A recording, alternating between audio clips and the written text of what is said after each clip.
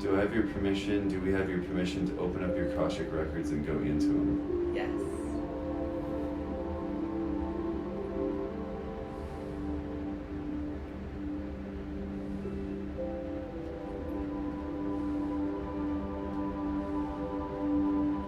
So I'm going to ask soul evolution where you came from. Where you first were realized in any form, even if it was non-physical.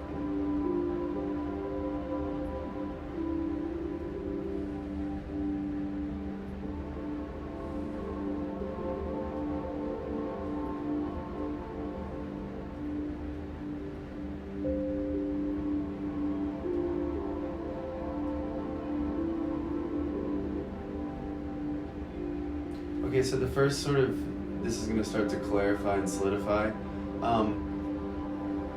You know, my like human inclination is that you're very connected to the angelics, and that is true.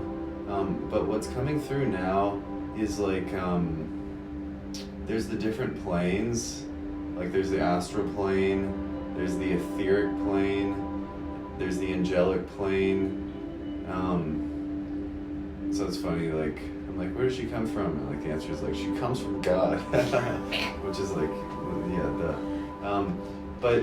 but very, very early, I don't want to say very early on, but like a big part of your evolution and really where you come from is like, you have a lot of experience playing in the etheric plane and the angelic plane too.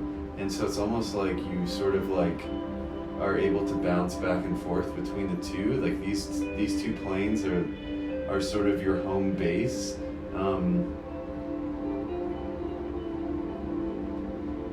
Yeah, so it's I almost don't want to say like light being, it's like etheric being, which is different. I don't know a ton about the etheric plane. I'm gonna ask more about it.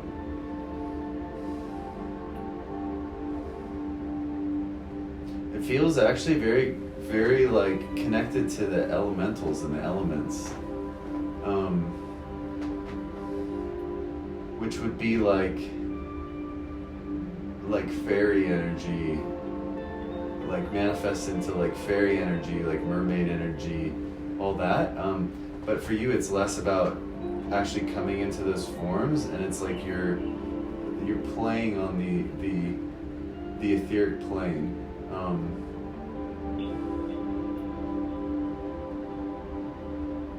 So there it. When we think about like the angels in the angelic realm, especially the archangels, like they're talked about being like the, you know, the I don't know if servant is the right word, but they're in direct, I mean they are in service, but they're like directly connected to God itself. So there's like it's not like it's like God and then it goes here and then here and here and here. It's like with archangels, they're just like a direct extension of that itself, and I feel like that's very much like a part of the lineage where you come from. So let me get more clarity on this. When did you first come and incarnate?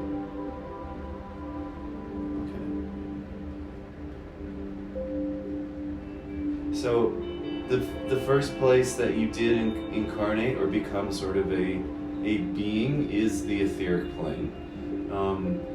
It is timeless. It is hard to comprehend as a human, but I think there's a great vastness to it.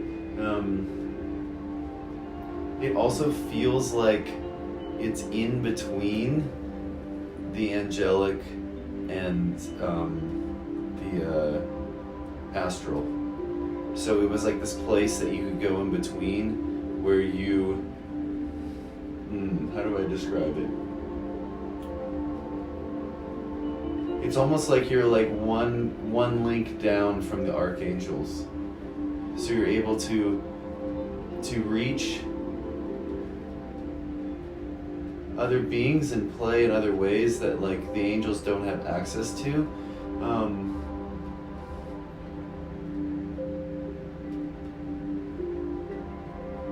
So how does this translate to our reality in the now? This is kind of like your permanent existence. So I think when people kind of talk about an oversoul, it could kind of be from this place, but like you at your core, like the etheric realm is home. I think that's why you're so easily able to like receive all this information and receive all these downloads. And maybe one of the challenges as a human receiving all this is because like the human mind and the human body aren't necessarily fully equipped in which to like understand and receive like the broad spectrum of information that's available in the etheric realm. Because the etheric realm, like there really aren't any solid boundaries. So there you're able to, there's just no separation there. And there you're able to receive, it's not even you're able to receive, you like kind of are all the information simultaneously. And so coming from that place and then assimilating into a human body, it's like you're still very connected with that because like that's like really who you are and that's your home. But I think some of the overwhelmment is like coming from, I guess the best way to describe it is like you're coming from a place where they're like there are no boundaries and there are no limits, and then like some of that energy is getting translated into your body where there are, and so it's almost like what's making you feel ungrounded is like you're kind of remembering who you really are, but it's so far away from like this reality the reason you feel ungrounded is because you're literally dissolving all of your boundaries, which is a good thing and also is not conducive long term to having an insular like human focused experience. Like they're very different energies. So I think a big part of your journey right now is going to be really learning to balance the two, which is like strengthening like the focus and the of being able to turn the valve on and off, knowing that like because eventually this is what's going to happen is you're going to step into your multidimensionality, which means that you are literally going to be able to occupy your etheric self. So you're going to be able to hold that point of view when you want. So you'll literally be out of this body and you'll be in, your etheric, air quotes, body. And you'll be able to be there, but then when you feel like you want to come back to this body, you'll literally be able to change your focus and frequency and then come back into the body. So I think you're going through the process of like remembering and how to get there, but it's also really good that like you're grounding too, because it's sort of like you need to learn how to go both ways kind of thing. Because if you just went up there, then you just lose your body, and that's like not really the point. The point is to be able to be multidimensional, come back and forth. Okay, so anything else about the etheric?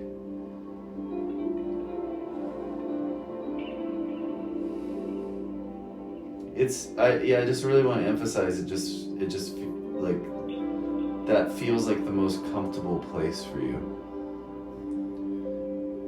That's what I heard like, it sounds very silly, but I heard like it's almost like your etheric self being like, things are mighty fine up here.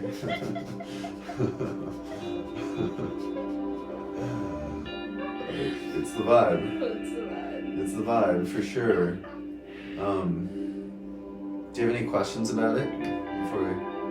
I do. Yeah. Like my role in the etheric realm. Okay. What is your role in the etheric realm?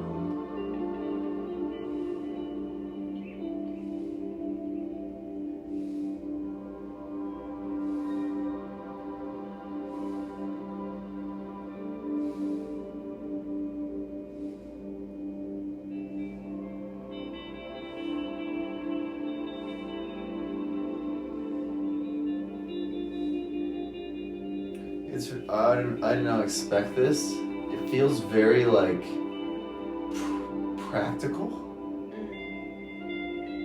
This is just the message I'm getting and what I heard, and this is obviously the human interpreting it, but I heard it's like, it almost sounds like scientific.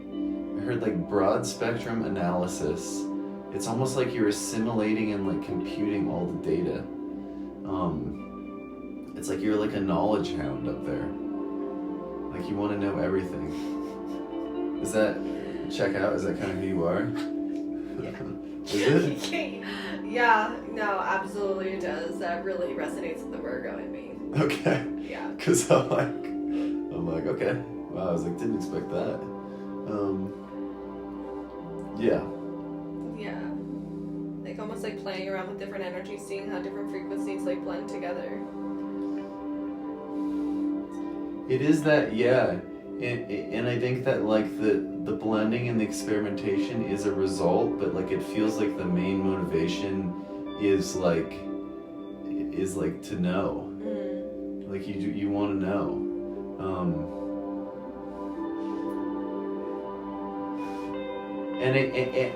And like the blending things together is like less for alchemy, and it's almost like less for creation up there, and it's more of like coming from a place of like curiosity, where you're like, oh, I want to know that, I want to know that, I want to know that. We need to add that to the data bank, kind of thing. So it's like it almost feels like the part of consciousness in the universe that just like is like, keep expanding, we need new, because if it's not new, we don't have anything new, so give us new data, like that kind of thing. So it's almost like, oh,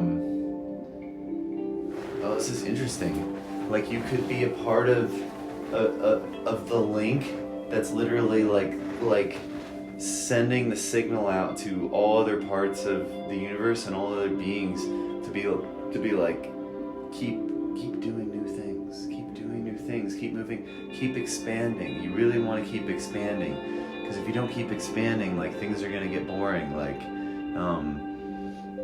yeah, okay, this actually makes sense. It's like this consciousness exists. It exists to supply the motivation and the inspiration for all other beings and all other extensions of itself to quite literally expand consciousness itself. And so it's like you're doing two things from the etheric, and this makes sense. This is different than the angelic, because the angelic realm is like literally like servants of God and to be totally of service and of support to all. And then the etheric is like obviously still high, super high vibrational, but it's like a little bit different of a frequency, and it feels more like it's like it is of service, but the service is like, we got to keep expanding so we can get more information. Yeah, it feels more like pragmatic. Yeah, it feels very pragmatic. Okay, is there any other purpose or anything else that I feel like colors are very important there. Blue is very important for some reason.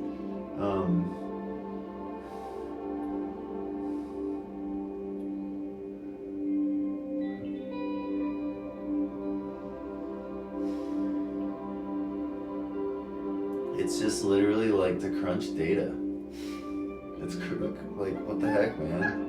Who are you? I was not expecting that. You need to know. Like, you need to know it all. Yeah. Okay. So maybe we move on from that, if that's okay, unless you... No, that feels complete. Yeah, it feels complete. Okay, so maybe we talk about where your first...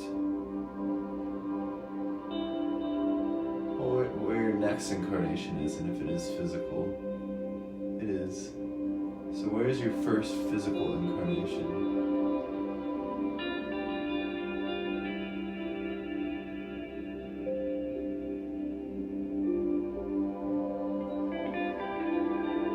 here. It's here. It's Earth.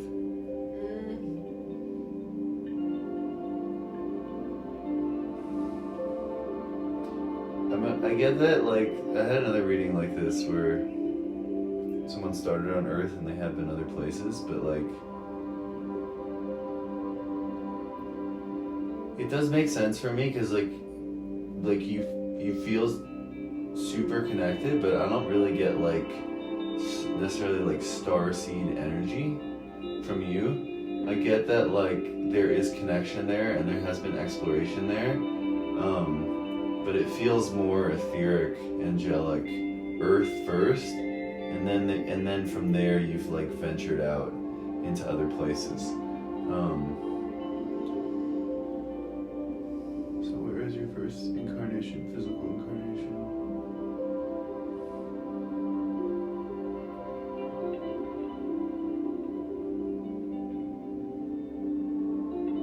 Okay. This is more of like why you came to Earth. You were involved in like the creation of the planet like very early on. I'm getting that you were, because you were so involved in like the data and like the expansion of the new and and this curiosity. From there, you basically were like not necessarily involved in like creating the planet, but you came in when like the ley lines and the energetic lines were needed to be set up. So it was almost like the gridding of the planet to like hold it together structurally. This was like your first job with the planet. So you're like OG grid worker. It's like like we think of us as like grid workers now and like activating different places. We're like the maintenance men. But you were like you helped build it kind of thing. Because you had so much knowledge and you had so much data and you understood this from so many other places. It feels like you've observed this on other planets and then you came here to help literally create the grid structure of the planet. So was this a physical incarnation? It didn't start as one, but then as the work went on, it was sort of a natural extension that once things had started to be set up, then it was sort of like the finishing of the project needed to be done like more tangibly. We could say hands-on kind of thing. So was your first lifetime on Earth human?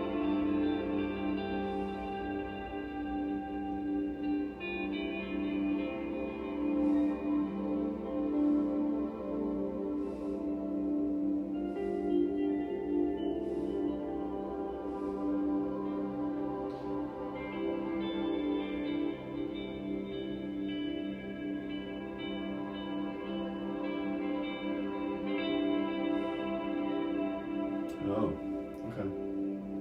This is what it feels like. And this may be where the like starseed connection comes from.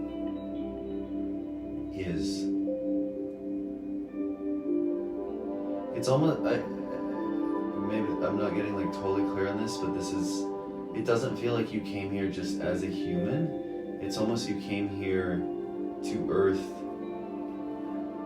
either as like some sort of like hybrid or some sort of extension of another like ET race that was on the planet at some time, but it's not like you came from that planet. It was like that being was like birthed and created here on Earth, but it was like not human.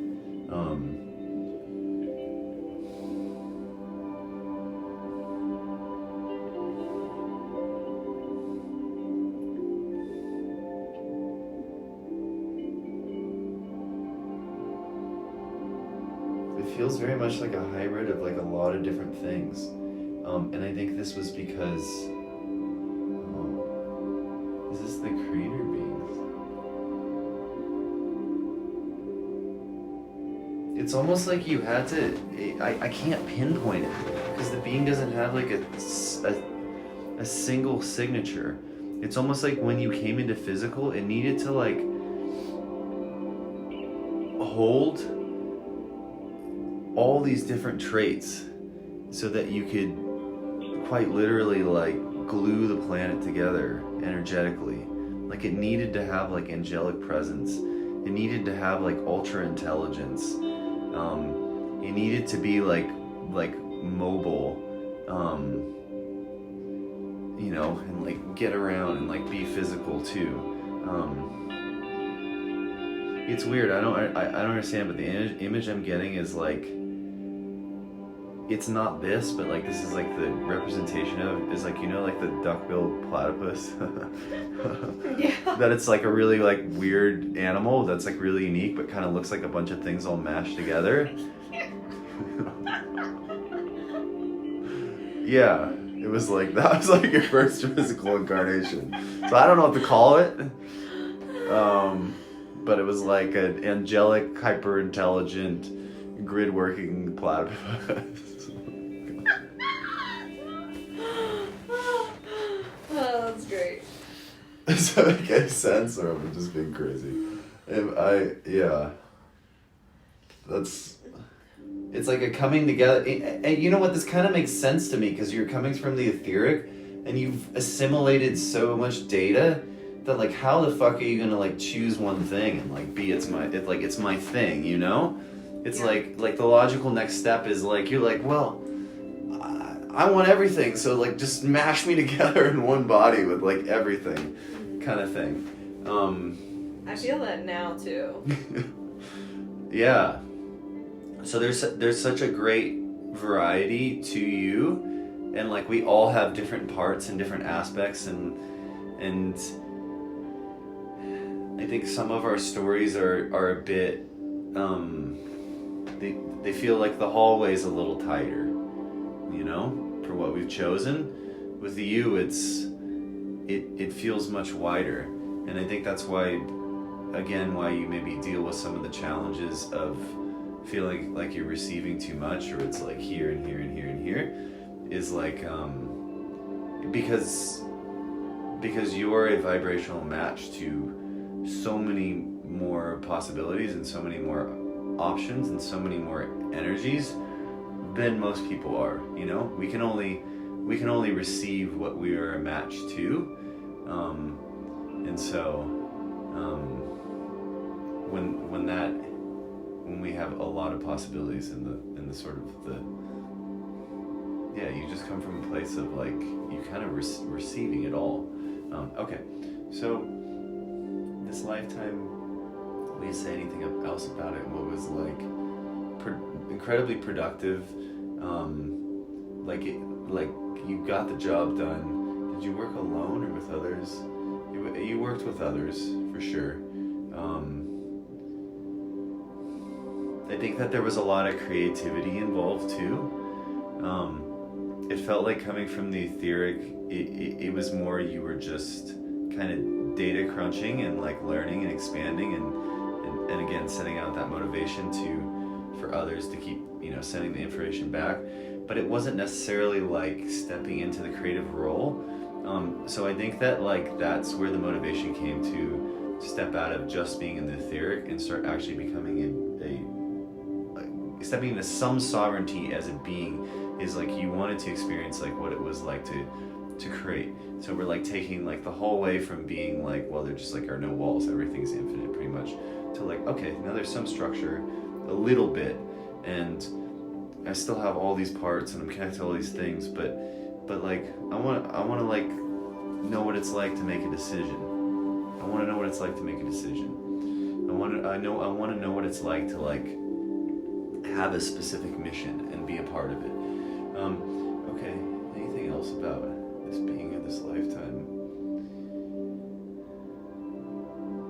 It was like a long and kind of, it was an arduous process for you, but like you got it done, and it definitely felt very much like a learning process for you. Okay, so yeah, you did it. Like, you really helped set up the grid for the planet. So, lifetime after this.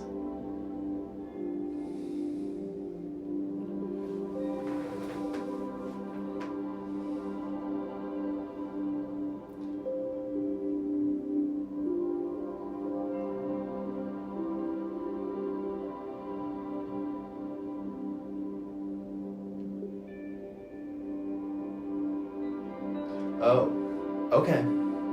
Wow. So, this is where your connection to the stars is and starts. You came to Earth, you set up the grid, and then you needed to tie that energy to somewhere else. You went to Andromeda.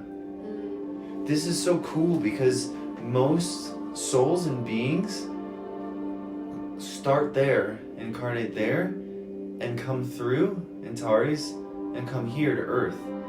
But you are going the other direction, which is you went from etheric to Earth. You literally help set up the grid lines, and then you knew you needed to tie that. And this is really interesting. I have a friend. She always says like like the core of the planet and the heart of the planet is like become the frequency of the Andromeda galaxy, because the Andromeda galaxy is like it's like Mother God consciousness. Like, it's also like a galaxy that completed itself, you know? So there's a physical, tangible resonance that's being held that feels both sacred and loving and nurturing, and not exactly like Gaia, but like pretty motherly. It's the mother galaxy. Like, I think even scientifically they've talked about how they think that the Milky Way was somehow separated from Andromeda, and then like in a number of billion years we're going to come back together and it's going to form one super galaxy. So it's almost like it's like the mother galaxy. So you, after setting up the grid lines on Earth, it was almost like the job wasn't done. You needed to tie it to Andromeda. So you did incarnate as a being in the Andromeda galaxy, and this is really specific. One time. Just one time. One time. And that message is like really firm. You just did it once.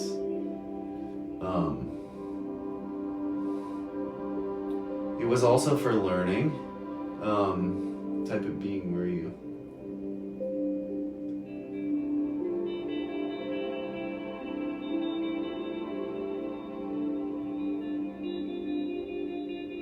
Yeah, I mean, you were, I guess, like what we consider to be classic Andromedan. So it's like humanoid looking. I think it's kind of bluish, like kind of big eyes, but sometimes they're almond shaped. And I think the reason for this is because there's like a trifecta. One is because it was helping anchoring that frequency to what you did on Earth. Two, because this was the next sort of logical step frequency-wise, because you were still able to, the Andromedan is like so high frequency, and they are multidimensional, so you're able to have a physical body and like sort of venture in and play into the physical a little bit. It also kind of gave you a break from like the arduous process you went through on creating Earth, like Earth still being a bit more dense than what it is on Andromeda. So you still got to play with some physicality, but you felt a bit more connected to the ethereal. You felt a bit more connected to like where you came from and who you really are.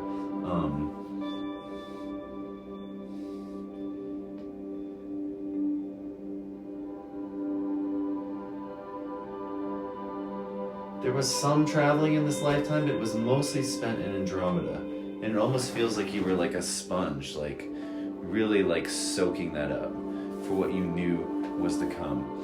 Yeah, it feels like you went there like very mission based.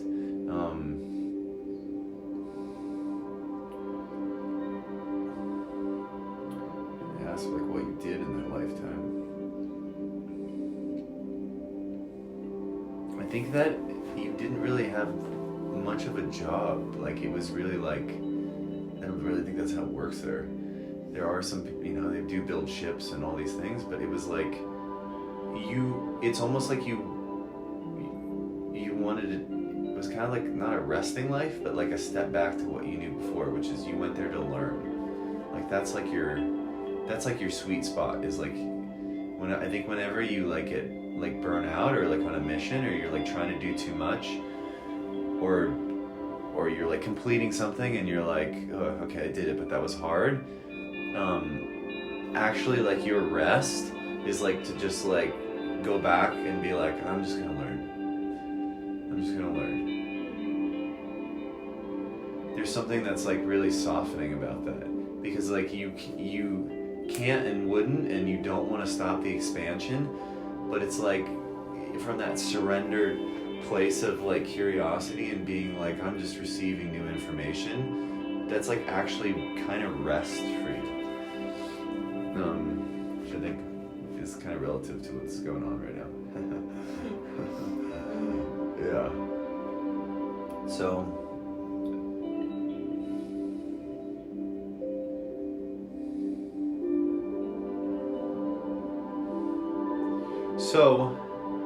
yes, that's a big part of it. And it also feels like, in sort of the tail end of that life,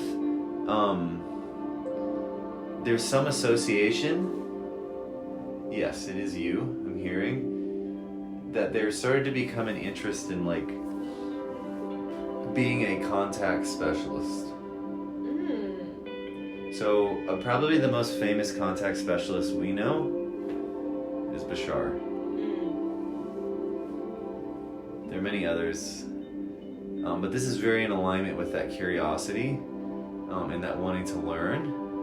And so it's like you were a sponge and you soaked up everything from Andromeda, and then towards the tail end of life you're like, okay, I want to start contacting other civilizations and other beings, and I want to facilitate, the coming together of these different parties. And it's like, why? Because I want to learn. It's always the motivation. So anything else? Maybe move on from that lifetime. So where did you go after that?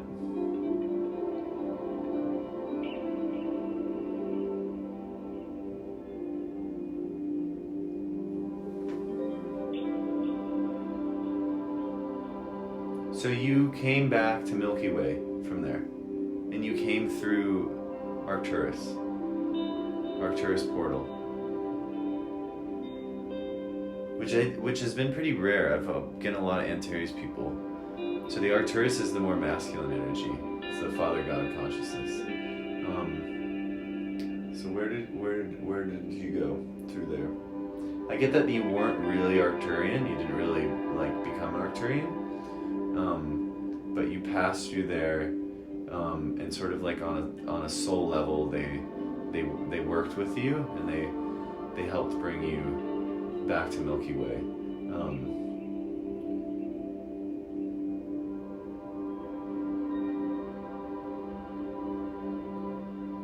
I think the main feeling I get is you came right back to Earth. It was like a loop.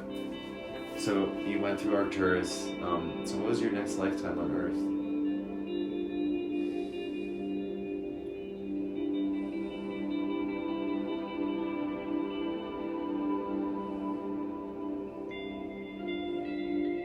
Well, I'm getting a sidestep because the records are throwing a bunch of different things at me. Where is the next place or the next part of the story? Coming through Arcturian portal. Working with the Pleiades, for sure. Learning to balance the two energies.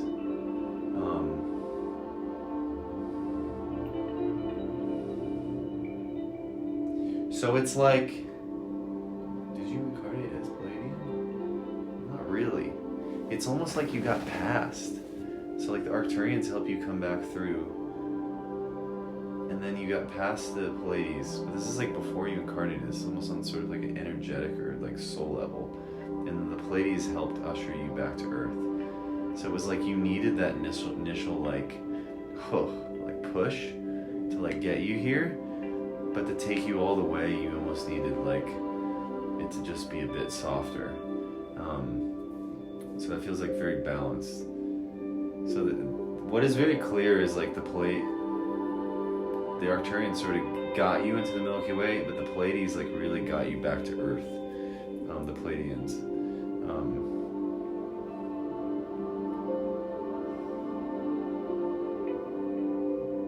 So, you didn't incarnate on Pleiades, but it's in this lineage that you're living now on Earth. They are like your parents. Quite literally, genetically, and also energetically. It's like they took your soul in a carriage and they like brought it back to Earth once you were close enough. So what's your first incarnation here this time?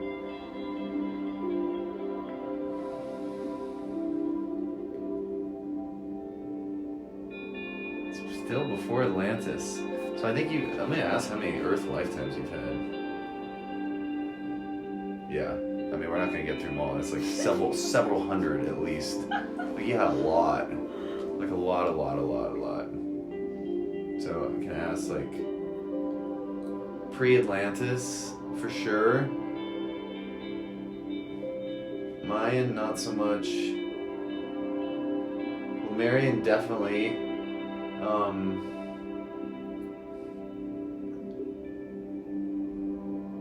Atlantean, kind of, but not really. There's more of a Lemurian connection.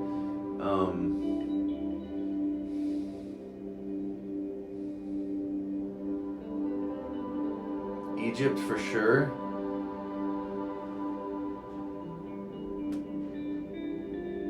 Definitely Roman.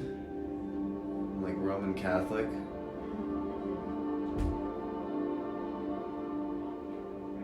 Greek, not so much.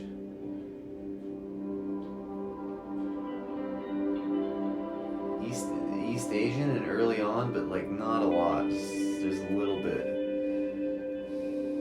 It felt like more of an experiment.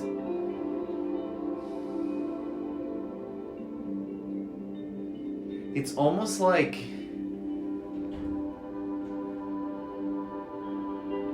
you had to and wanted to come back to like, it's like you set up this whole grid, so it's like you wanted to play in it. You know, you had already done all the work of setting it up. And so, yeah, it is like to maintain it, but it's also like, well, I already set that up for myself, so like, why the heck would I go back there? And like in the beginning, it's like, it's not like you did it for one place, you were like doing this for the whole planet. So I see you being in many different places, like all over the planet. Inner Earth, Agartha for sure.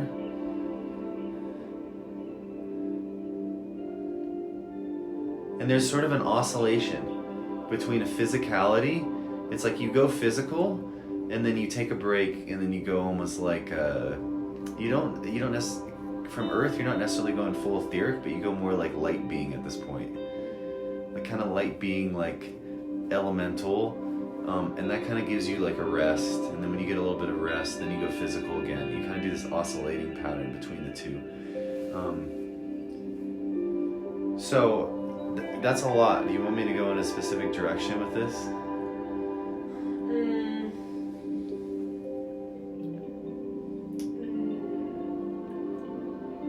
I feel... No. Okay. No. Whatever direction the records are guiding you.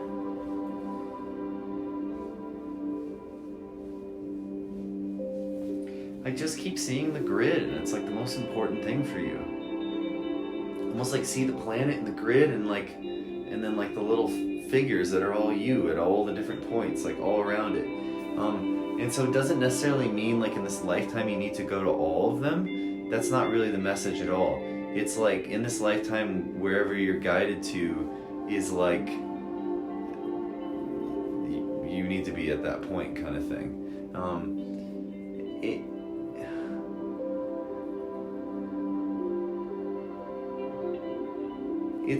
It's almost like you're like the radio tower. Like there's the place and you've set up, but then like, you know, to put the human and put the body on it, you're able to like really transmit it from that place. And so this is something you've been doing for like a really long time. You've been basically helping to like sustain the structure of the planet. So maybe I'll ask if there's any of these lifetimes that are super relevant or really would be helpful for you now. The Roman one. Why? Maybe we'll ask what you were. Male. And what were you doing there?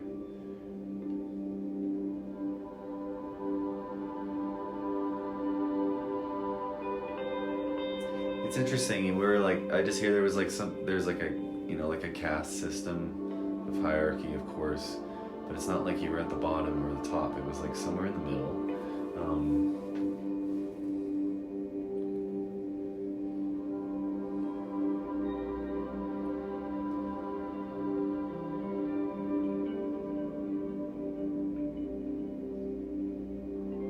I think that humble's not the right word. Like you were well taken care of, and it wasn't necessarily an uncomfortable life. But really the theme of this is like, this is where you learn to really explore human love. Yeah. Having a family, having a wife, having kids, having other family around you.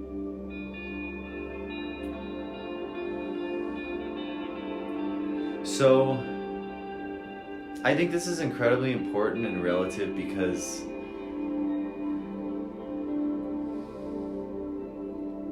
that frequency and that being is actually, it's kind of what taps you into like, it's like a shoehorn into like Christ consciousness. To you being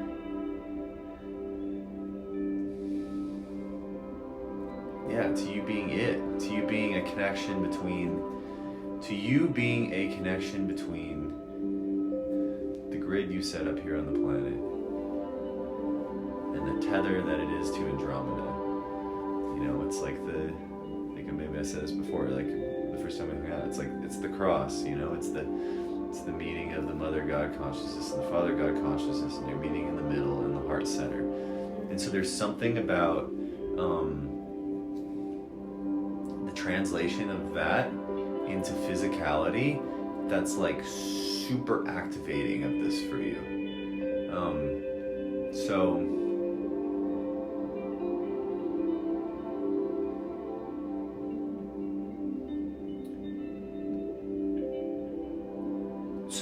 like beyond the idea of a relationship, like I can't believe I say this, but like coming together in like some sort of union or partnership in this lifetime and having it like feel like that it is like more important than just like the physicality of it. It feels kind of like mission based. It's like the ultimate heart activation. Yeah. How do you feel about that? Resonates. Like, literally, I've been sitting in that exact frequency for the past, like, 2 weeks. And it's incredible. Yeah. Like, because I feel so connected.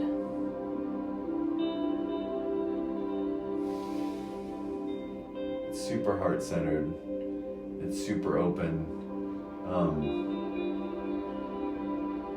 Yeah. I think that Roman lifetime was the first time you really experienced that, and it kind of opened you up to that. And it you know why this is really significant? Because it took you from that place of almost like data to like, whoa, what is this? This is a whole other enchilada.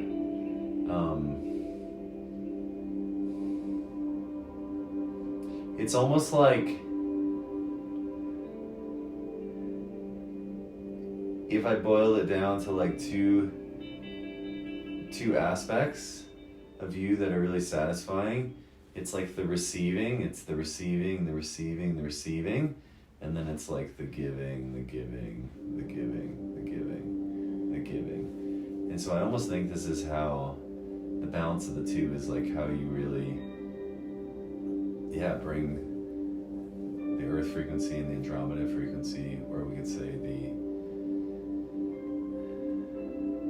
etheric frequency with the Christ conscious frequency, and bringing the two in together. And I think Earth is like both like needs that, and it's also a total playground for that to happen. And so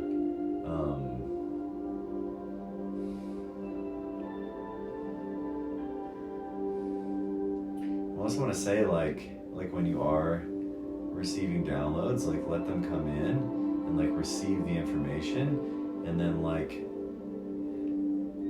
translate that to that like heart-centered, like literally let it like come out in your field. Like don't just like receive it and that's it. Like receive it and then transmit it like through that loving presence. I think that's part of the reason why you're getting so much energy is like because it's not just for you. It's like for everything in the environment. And this goes back to like the grid thing, like you being like literally like the radio tower is like, the radio tower isn't just receiving the signal, it's in this case it's like you're receiving it from somewhere else, but then you're also broadcasting. So I almost think that like if you're starting to receive, like you feel like, oh, it's like so much, it's because you're trying to hold it. It's like not trying to, but it's just like getting held in, and it needs to like pass through. Does that make sense? Yeah, so it's like, and what, like, I was so data driven, and then I found out this experience about like heart unconditional like love, Christ consciousness, like through the heart, and it's like this lifetime almost like a formulation of the two, like a balancing of the two. It's the formulation of the two, and it's also it kind of offered me clarity of like what you're really doing and what's happening when you're receiving like all this. It could be information, but all this energy that's coming into you, you know, these downloads you're getting, that they're not just for you. They're literally like you're like the you're the translator. You're the translator of them. So the best way to describe it is like it's almost like a link of different chains, and like it can't go straight from here to here. There needs to be an in-between. And so like you're here, and let's say all this information and all this energy and upgrades, and it's ascension energy, and it feels very much of like the energy of Andromeda, because like Andromeda's, especially when we're hooked into Andromeda, like they be sending downloads like motherfucker. like I'm always getting them like and this is helpful for me too, to know that we're like receiving them and we're like, okay, it's just for me. And it's like no. You've learned to open the heart. So when you're receiving the download, then it's able to like, you know, go from here, to your pineal, whatever, and then literally in this physical reality, you're broadcasting it out from here. So it's like, I don't know how else to describe it other than like you're such an important piece in the chain that whatever's coming through you, it's not even like you have to physically translate it. You literally just need to let it go out of your heart, and affect the entire field. like when you were doing your reading for me, you were like, you were so in it and you were so embodied, and the words were powerful, but honestly, like, they're minuscule compared to the energy that's coming through you. So you literally could just sit there in silence and receive that, and then consciously, because your heart is so open, just keep broadcasting it out to the environment. You can just do this walking around, whatever. Yeah, this is a big part of you, like, sort of setting up the grid on the planet. And this is sort of how you fully turn it on, and literally change physical reality. Yeah. So it's almost like you're like an ascension beacon. Yeah. Does that make sense? It does. Yeah. Yeah. Yeah. Okay. See how much time we got left.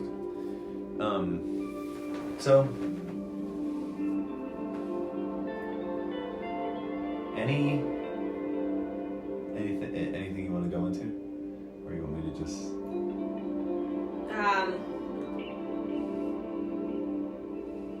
I feel like I already know my work with angels, so like I don't feel like I think you do. need to go in there. I think it's pretty obvious. Yeah. So whatever else is coming through for you, I'm almost getting like the gifts that I learned in like, because in like these different lifetimes here. Yes. Curious about gifts you've learned in different lifetimes here. Yeah.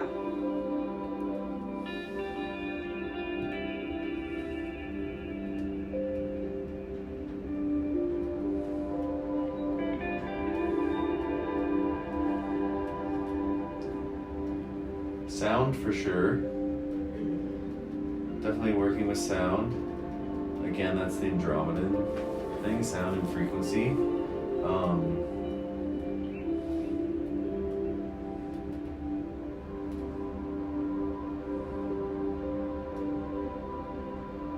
I think another thing is like, it's kind of a funny gift, but it's like the gift of polarization. Like the gift of learning to not give a fuck.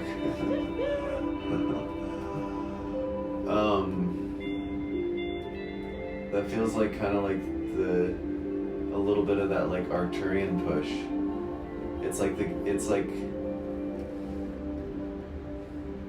It's not structure, but it's like the gift of yeah, like being completely fearless. The gift of like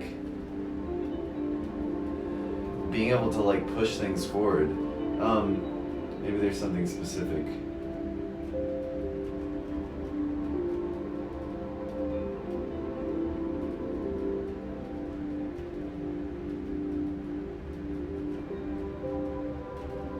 Well, physically there's something to do with your arms. I don't know what it is.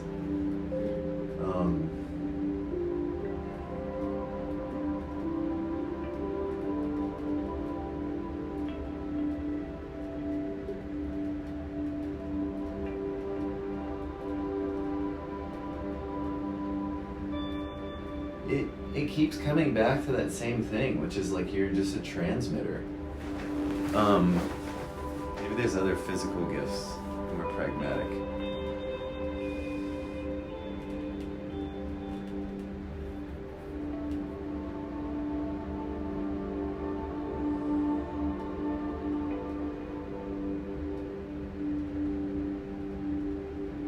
It's like, I'm sure you do this, but it doesn't feel like you're here to like go deep into people's traumas or like figure shit out, or like everything with you is like it's just about like being the antenna.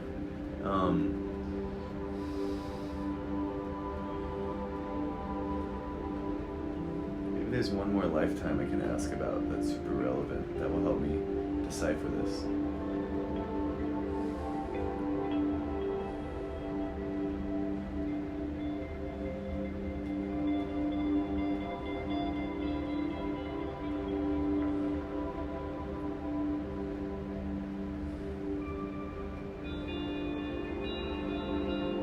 So, I think the last thing that actually does want to be talked about is your work with the angels, and it's something that you've been doing for a long time.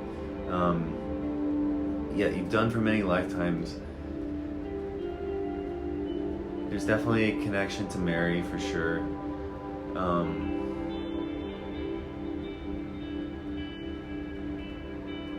There's something about like either Mexico or South America. There's like, you started your work there.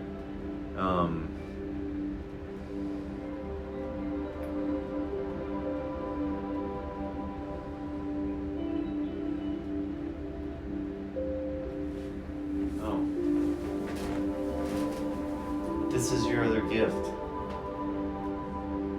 I'm just gonna say it. Prophet.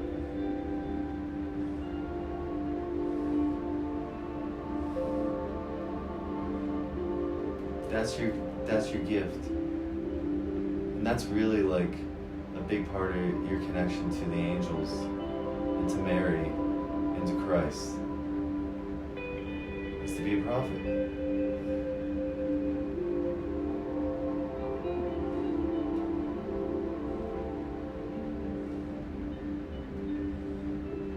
What does that mean to you? I feel so warm right now.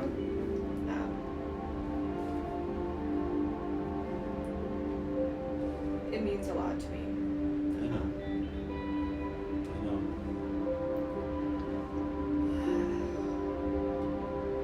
Almost like subconscious, like I knew it, but like... You're a prophet. Just know in my heart.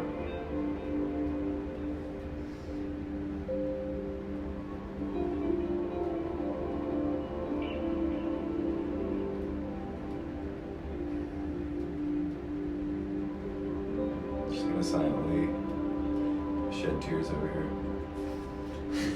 I can, yeah. I can feel them. I just went to them yesterday too. That's what's trying to go through. That's what's trying to make it through.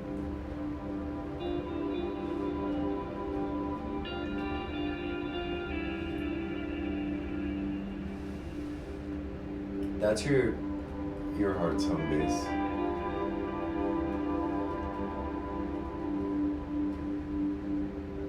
And this stuff all ties together. You know, the other more pragmatic side. But I think it's but they feel very different.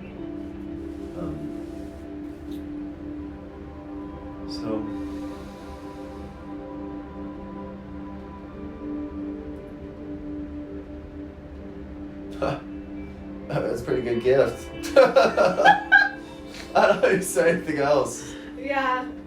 It's a pretty big gift.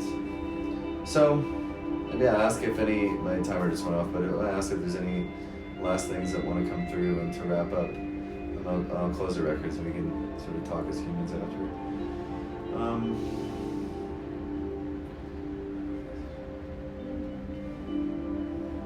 I think that journey is just beginning.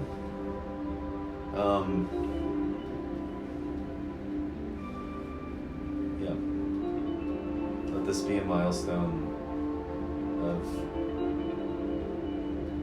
that seed's already been planting, and let this be like the first little sproutling poking through the earth, and you seeing it, knowing that does exist, and it shall continue to blossom and nourish that. I'm going to ask if there's anything in this lifetime or anything contractually or anything that you should know.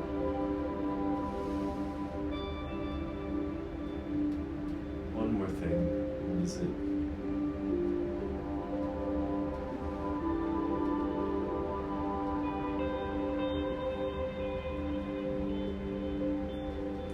For you,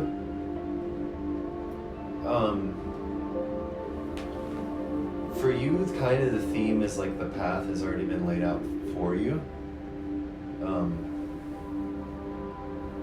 So you need just follow it.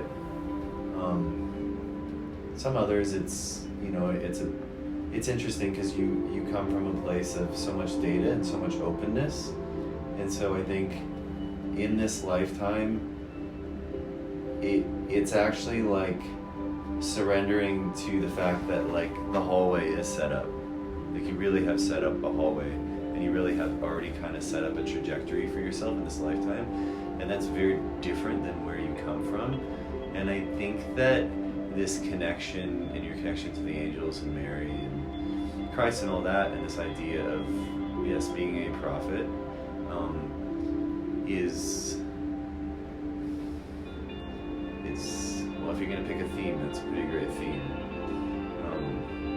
So it's honoring whatever feels like that, and allowing yourself to continue to receive, all the information, all the downloads from all the other places, but always bring it back to that. Always bring it back, and this keeps coming from like the head to the heart. Keep bringing it back to the heart and allowing the heart to transmit that. But everything comes back to that place, and words almost don't do. It's like the frequency when we went into the idea and the theme of being a prophet and being an extension of Christ and Mary and the angels. The frequency is very different than the one you're receiving the downloads from. So it's almost like you don't stop receiving the downloads, but they need to be like translated into the Christ frequency, and then sent to the environment. So it's like information filtered through Christ, information filtered through Christ, information filtered through Christ, which is like, I mean, that feels very prophet-y to me.